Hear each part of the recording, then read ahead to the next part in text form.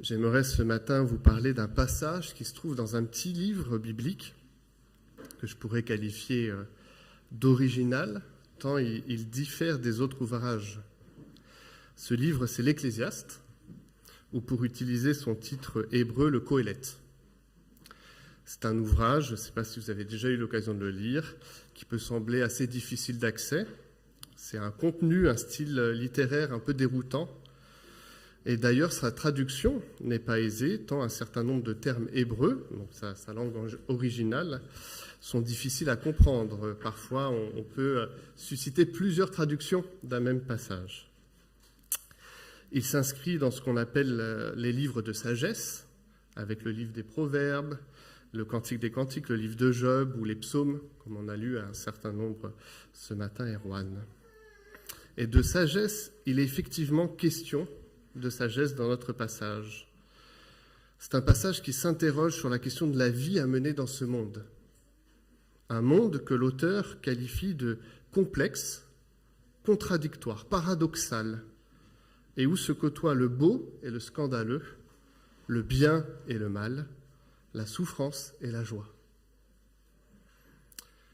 Son contenu et son interprétation, et même sa place dans le canon biblique, la place de l'Ecclésiaste dans la Bible, ont suscité de vifs débats parmi les Juifs et les chrétiens. Les paroles de ce maître énigmatique, c'est la seule fois dans la Bible où le terme « Qoéleth » apparaît, et on ne sait même pas comment traduire ce terme. La traduction grecque, je vous l'ai dit, c'est « Ecclésiaste », qui veut dire « rassembleur », celui qui parle à la foule. Et on va l'appeler pour notre prédication « maître », tout simplement, celui qui enseigne, celui qui nous dit des choses. Donc dans ma prédication, j'utiliserai les trois termes « maître »,« Qoéleth »,« ecclésiaste ». Ça me permettra d'avoir quelques synonymes du même personnage. Donc ce personnage énigmatique et ses paroles peuvent remettre en cause les prétendues vérités et évidences concernant la vie humaine, et de manière plus particulière pour le croyant. Le Qoéleth refuse qu'on l'appelle sage. Dans son livre, il déclare qu'il n'a pas la sagesse, mais qu'il la recherche et qu'il en communique quelques réflexions. L'ensemble du livre transpire en effet la foi dans le Dieu biblique et s'adresse, je le crois, à des hommes et des femmes qui ont placé leur confiance dans ce Dieu ou à ceux qui le recherchent. Pour reprendre quelques mots de l'introduction de la Bible d'études de la seconde 21 sur le livre du Qoéleth, le maître, avec lucidité et courage, regarde, il compare, il s'interroge, et du même coup, il nous oblige nous-mêmes à nous questionner.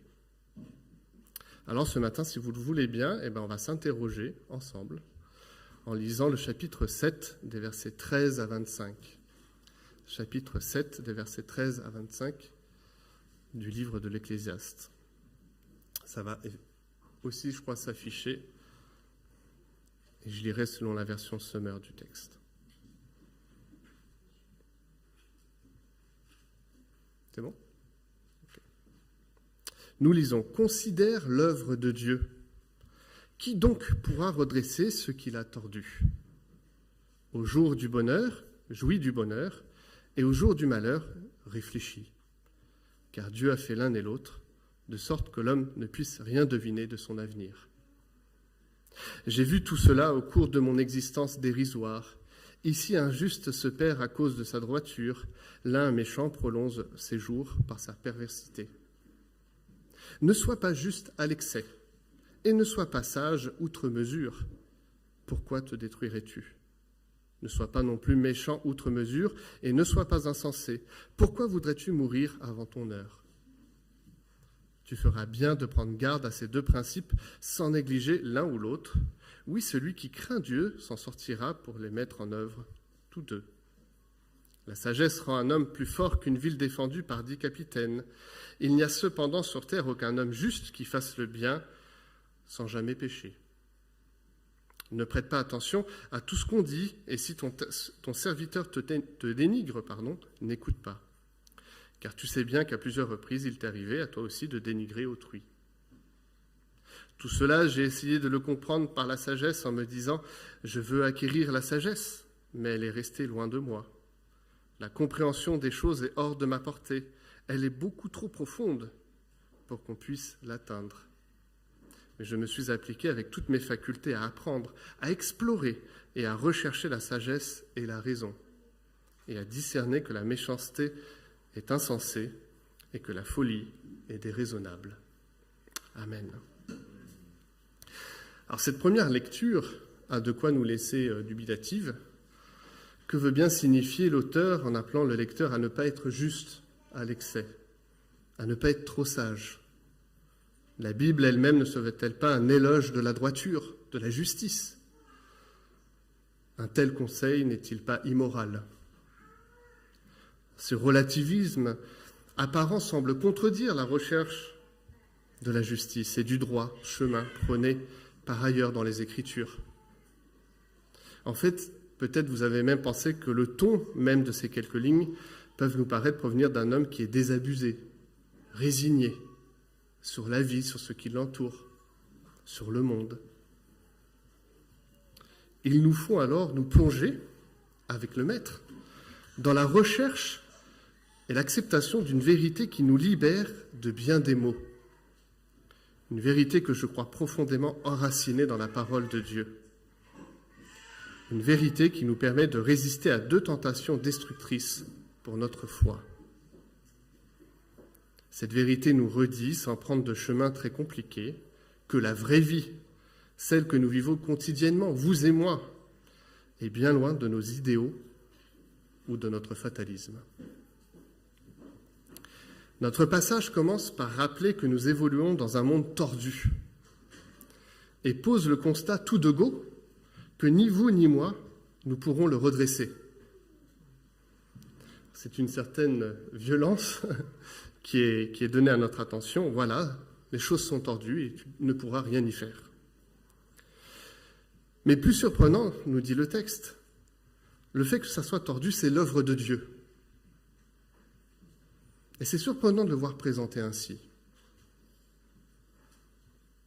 Si le fait que l'univers ne tourne pas rond est bien la conséquence de la chute, le livre de la Genèse auquel ce texte fait référence explicite aussi clairement que notre fragilité et celle de la création, pour reprendre les termes de Paul, c'est aussi le fruit d'une malédiction de l'Éternel posée sur la création, posée sur vous et moi, et cela est dû à notre défaillance. La mort est une malédiction de Dieu posée sur l'être humain, à cause de son péché. Le fait que tout cela soit tordu, le fait que c'est l'œuvre de Dieu, interroge. Cela interroge et c'est là une conséquence peut-être inattendue. Ça nous coupe de pouvoir gérer quoi que ce soit de notre futur, qui est devenu imprévisible. Seul l'instant présent pouvant être vécu pleinement dans le jour du bonheur comme dans le jour du malheur. Plus propice d'ailleurs pour le Qoélète à une réflexion sur la condition de l'être humain. Quand tout va bien, nous vivons très simplement. Nous acceptons cette joie, ce bonheur, ça nous fait du bien. Mais quand les choses sont compliquées, alors c'est souvent l'occasion d'une réflexion un peu plus poussée. Peut-être à la perte d'un proche, à la perte d'un ami, les questions liées à la mort, à la perte, à la souffrance, viennent avec plus de force. Ce rappel que nous ne maîtrisons pas notre avenir vient à la rencontre de notre orgueil, de ce que nous pourrions espérer voir accomplir dans notre vie. Mais qui sait ce qui se passera demain ? L'histoire regorge d'hommes et de femmes qui ont espéré d'immenses choses pour eux et qui finalement n'ont pas eu le temps de l'accomplir. Je suis un fan d'histoire et en regardant un documentaire sur Alexandre le Grand, cet homme qui voulait conquérir tout l'univers connu et qui à 32 ans meurt sans pouvoir dire un mot. Le rêve et la réalité. Le refrain qui ponctue notre livre de ce jour, et qui est repris 6 fois dans le texte, se retrouve dans la possibilité de jouir du bonheur, Je vous lis le chapitre 2 au verset 24. « Il n'y a rien de bon pour l'homme sinon manger, boire et se donner du bon temps au milieu de son dur labeur. Et j'ai constaté que cela même vient de la main de Dieu. » Le bonheur, nous rappelle l'Ecclésiaste, vient du Seigneur.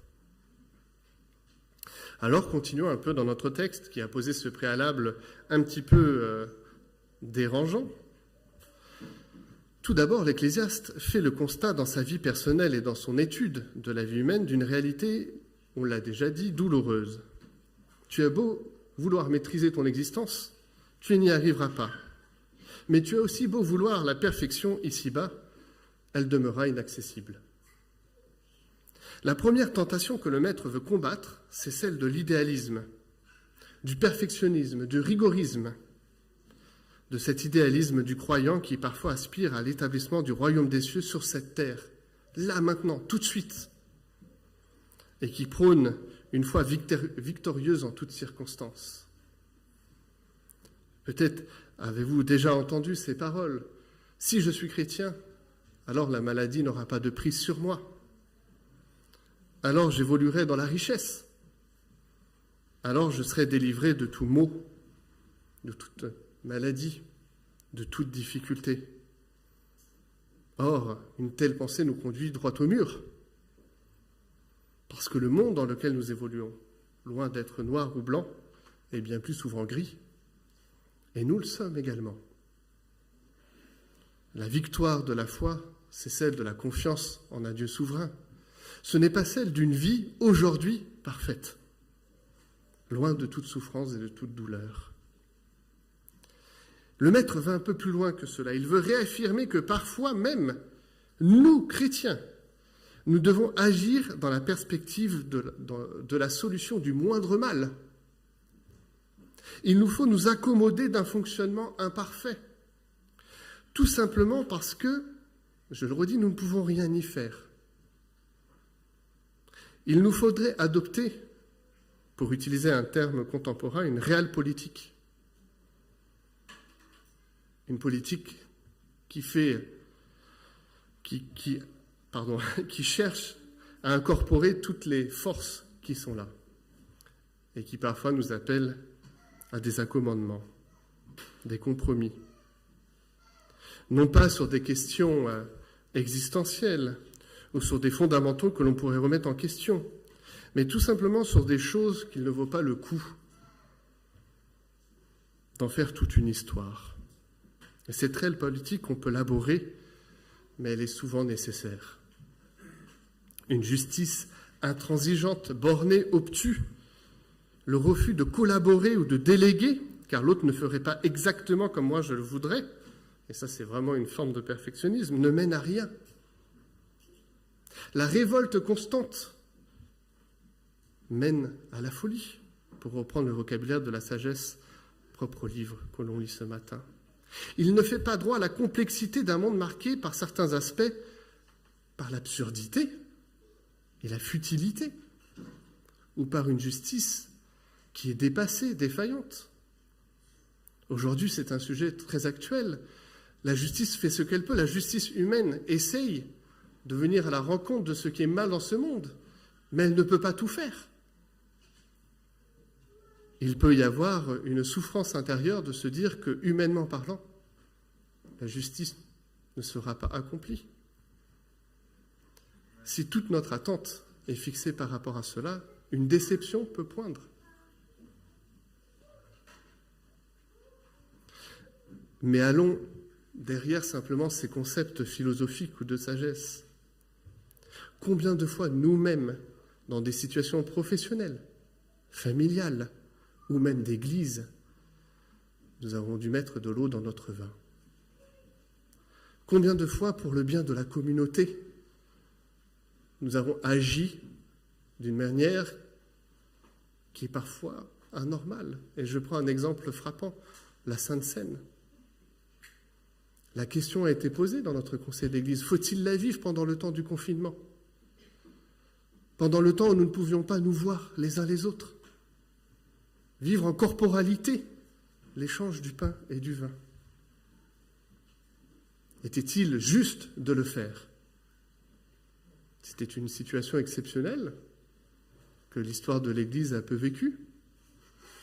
Et nous avons pris la décision de le faire. Et sachez que pour Erwan et moi, c'était fort compliqué de faire face à une caméra et de couper le pain, et de boire le vin en imaginant que tous les autres le faisaient derrière la caméra. L'expérience d'une solitude communautaire, un concept qu'il fallait inventer pour cela. Nous avons décidé que cette Sainte Seine, nous pouvions quand même l'apprendre, que nous pouvions vivre quelque chose de la communauté, même à travers des écrans. Voici, par exemple, une solution qui n'est pas la normalité. Alors, on n'avait pas allé jusqu'au baptême comme ça, mais vous voyez les réflexions qui ont dû être suscitées par des circonstances exceptionnelles. Mais je prends des exemples plus concrets, plus bibliques. La question du divorce. La Bible signifie que ce n'est pas la volonté de Dieu. Et pourtant, Jésus lui-même dit, parce que le cœur de l'homme est dur, parfois, c'est la solution du moindre mal. C'est la seule solution possible. Lorsque David, avec ses guerriers, est venu prendre les pains consacrés, le grand prêtre a laissé faire alors que c'était la normalité. Il y a un certain nombre d'exemples bibliques où ce qui était juste, parfait, n'a pas pu être accompli. Il ne fallait pas rester obtus et intransigeant, mais avancer. Le maître s'emploie à détruire l'illusion qu'on pourrait échapper à cette condition humaine que nous venons de décrire. Il redit que la génération nouvelle n'en trouvera pas davantage le moyen que les précédentes, que ni la sagesse, ni le progrès, ni la jouissance effrénée, ni la politique, ni la richesse, ni même les actes religieux ou la piété ne permettent d'échapper à la condition humaine. Nous sommes tous faits de la même pâte. Nous sommes tous de l'herbe qui passe. C'est le lot de tous, y compris du croyant, et nous devons l'accepter. Nous devons troquer notre orgueil blessé pour une humilité salvatrice. Il rappelle également une évidence que l'on peut tendre à oublier, nous sommes pécheurs. Et in fine, par cet état de fait, le perfectionnisme est loin de nous. Nous n'y avons pas accès. De fait, nous pratiquons nous-mêmes le mal. Comment comprendre ce texte? La sagesse, voilà, je reprends. Ne sois pas non plus méchant outre mesure et ne sois pas insensé. L'Ecclésiaste invite-t-il à trouver une méchanceté acceptable dans notre vie? À nous dire, dans certaines circonstances, j'ai le droit d'être méchant, et d'autres non. Il n'est pas question de cela. D'ailleurs, il n'y a pas de symétrie entre le verset 16 et le verset 17. Il ne faut pas être insensé. Et en cela, nous devons récuser la méchanceté. Mais de fait, parce que nous sommes des êtres humains, de fait, parce que vous et moi, nous sommes marqués par la chute, nous pratiquerons le mal. Et lorsque nous le pratiquons, il nous faut en saisir rapidement la portée et essayer de le restreindre. C'est de ça dont il est question dans ce texte. Alors, je n'ai pas envie de vous laisser en dépression à la fin de ce culte et de vous dire, il a quand même chargé la mule, je rentre et je me rends compte que je suis rien, que je suis face à mon désespoir, que tout est dérisoire. Mais j'aimerais, avant de passer au côté lumineux de ce texte, redire une dernière fois que la maîtrise que nous pensons avoir sur notre existence n'est que factice. Et que nous ne pouvons pas savoir quelle empreinte nous allons laisser sur cette terre, ce qu'il va être fait de notre entreprise, que nous allons parfois constater que le méchant prospère et que le juste souffre, pour reprendre les termes de l'Ecclésiaste, Ou que parfois, on va regarder l'immensité de cette terre et se dire que nous sommes insignifiants, que notre place dans l'histoire est toute petite, qu'on va s'interroger sur la précarité de notre vie, sur la folie des hommes, dans la guerre et la destruction, notre propre folie, ou sur le fait que parfois nous allons vivre des conflits ou des drames familiaux qui peuvent nous toucher et que nous ne comprendrons pas. Le pourquoi sera là et peu de réponses seront apportées. J'ai eu l'occasion de regarder un film qui s'appelle Le Fondateur.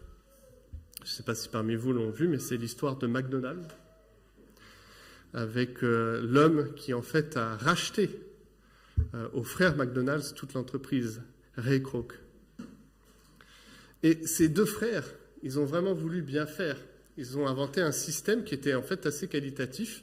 Je sais qu'aujourd'hui on parle de fast-food, mais à l'époque ces deux frères, ils voulaient vraiment faire des hamburgers de qualité. Ils avaient fait tout un système mécanique qui était assez impressionnant. Et en fait, ils ont été dépassés par cet entrepreneur. Et l'entrepreneur a racheté la totalité, mais fait incroyable, il a même racheté le nom de famille de ces deux frères.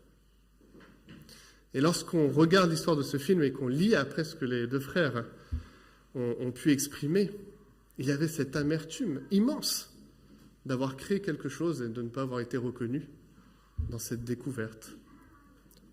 Aujourd'hui, tout le monde se rappelle de Ray Kroc, mais très peu savent qu'en fait, il y a eu deux frères qui ont commencé. Voici, par exemple, quelque chose de dérisoire, mais que l'on peut constater de mille façons. C'est peut-être même notre propre frustration de parfois ne pas être reconnu de ce que nous avons fait, de bien, de juste, de vrai. Et de se dire qu'aucun autour de nous viendra dire « Ah Kevin, là tu as bien agi, c'est chouette, bravo, félicitations ». Il y a un certain nombre d'actions sur lesquelles nous ne serons pas reconnus. Alors, quelle espérance ce matin? Que poser comme espoir sur tout ce que nous venons de dire? Le Qoheleth est-il un parfait fataliste? Quelqu'un qui, et certains commentateurs l'ont dit, remettrait la parole de Dieu dans les autres écrits en question. Il serait le libéral de la Bible, celui qui dit ce que tout le monde pense mais ne veut pas signifier pour détruire le Dieu biblique. Et je crois que ce n'est pas du tout le cas. Le Qoheleth, par ses paroles, résiste aussi à la tentation opposée, celle du fatalisme, qui oublierait l'œuvre de Dieu dans ce qu'elle est de bonne et ce qu'elle implique dans nos vies. Si l'excès de perfection n'est pas souhaitable, le fatalisme n'est pas non plus une option pour l'Ecclésiaste. Si on ne peut pas agir de manière idéale dans un environnement qui ne l'est pas, on ne peut se permettre d'agir sans reconnaissance que tout acte méritera critique. Ils ne font pas renoncer, au contraire, à faire le bien, à le rechercher, car au fond, c'est ce qui constitue le socle du chrétien et l'œuvre de Dieu dans sa vie. Notre Dieu est bon, notre Dieu est juste, notre Dieu est parfait. Et nous pouvons aspirer à tout cela. D'ailleurs, ce n'est pas que nous pouvons, c'est une exigence ordonnée par l'Éternel. Face au mal, nous devons agir avec le bien en perspective, et même dans la recherche de la sagesse. Sagesse qui, par exemple, dans le livre des Proverbes, personnifie Dieu. C'est une métaphore de Dieu, la sagesse. La sagesse est incarnée par Dieu, et plus tard par Jésus-Christ dans le Nouveau Testament. Il nous faut, dit l'Ecclésiaste aussi, accepter la crainte de l'Éternel. Et c'est une restriction posée sur le mal que nous faisons. Parfois nous souvenir que là où nous avons mal agi, il y aura rétribution, que Dieu n'a pas oublié. Et c'est salvateur dans un monde qui connaît autant de mal, de péché, de corruption. Ce que l'Ecclésiaste veut reconnaître en chacun de nous, c'est notre responsabilité. C'est le privilège de l'être humain par rapport à tout le reste de la création, c'est qu'il est réellement responsable de sa vie, de ses actions, de ce qu'il est. Et l'exercice de cette responsabilité, je suis sûr que vous l'avez vécu, implique de s'appliquer avec toutes ses facultés, à apprendre, à explorer, à rechercher la sagesse et la raison dans tous les domaines de notre vie. C'est un chemin que nous prenons. Elle implique également d'être parfois sur le feu des critiques. Plus on est responsable, plus on a de responsabilités, plus c'est facile d'être critiqué.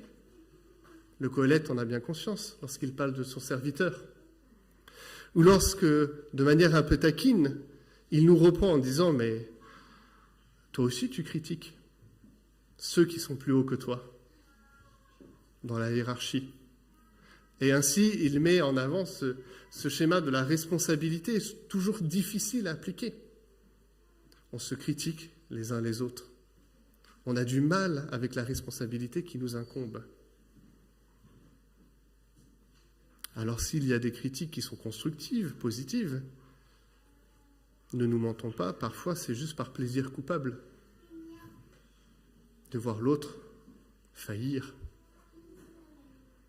Et le Qoheleth nous reprend sur cela.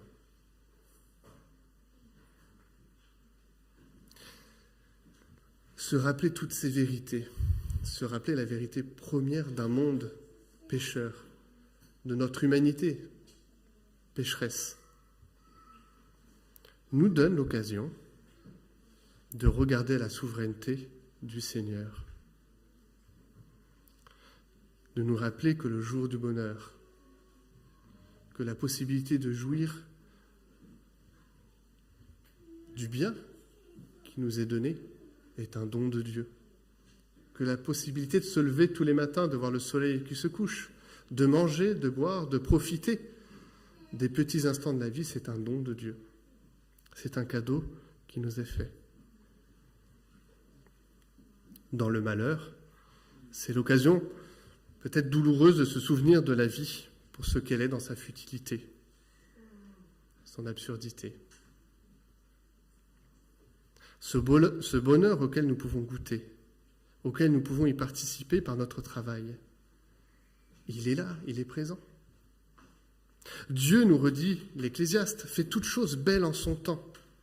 Et l'histoire a un sens à la lumière de cette œuvre divine, même si le sens des événements particuliers échappe à l'homme, parce qu'il lui manque une vision globale de l'agir divin. On parlait d'autorité, de hiérarchie. C'est nous replacer face à ce que nous sommes, nous par rapport à Dieu. Lui, le Créateur, et nous, la créature. Pourtant, c'est vraiment dans l'exercice de cette humilité, je le crois, que nous pourrons vivre une vie libérée, une vie pour ce qu'elle est, une vie à la lumière de l'Évangile. Cette direction, cette maîtrise de Dieu, c'est là notre foi, c'est là notre espérance tous les jours de notre vie qui nous seront accordés. Alors que nous allons vers la table de la Sainte Seine, que nous puissions accueillir à nouveau cette parole du Seigneur. Prions. Oui, Père, ce matin, nous voulons accueillir ce texte de l'Ecclésiaste pour ce qu'il est, une vérité qui s'applique à nos existences. Une vérité qui ne veut pas mettre de côté la réalité de ce monde, pécheur, tordu, conséquence, Seigneur, de notre propre péché et de notre faute. Nous voulons reconnaître que aujourd'hui, dans ce monde présent, tout ne pourra pas être redressé. Que nous aurons à évoluer nous-mêmes en tant que croyants, parfois dans le gris de nos propres existences et de nos propres situations, à considérer la solution du moindre mal plutôt que ton exigence parfaite. Néanmoins, Seigneur, nous voulons garder en horizon aussi cette exigence, faire au mieux, requérir ton aide dans les difficultés qui pourront surgir dans nos vies, requérir ton soutien dans les expériences douloureuses, absurdes, de notre condition humaine. Seigneur, nous avons soif de toi ce matin. Nous avons soif de ce royaume qui vient. Nous l'attendons comme la création, avec tout notre être. Mais dans cette attente, donne-nous à être équilibrés et à ne pas tendre vers un perfectionnisme qui nous ferait du mal, ni vers un fatalisme qui nous éloignerait de toi, de ta nature et de ton œuvre. À cette table du Seigneur, nous voulons nous rappeler tout ça. Amen.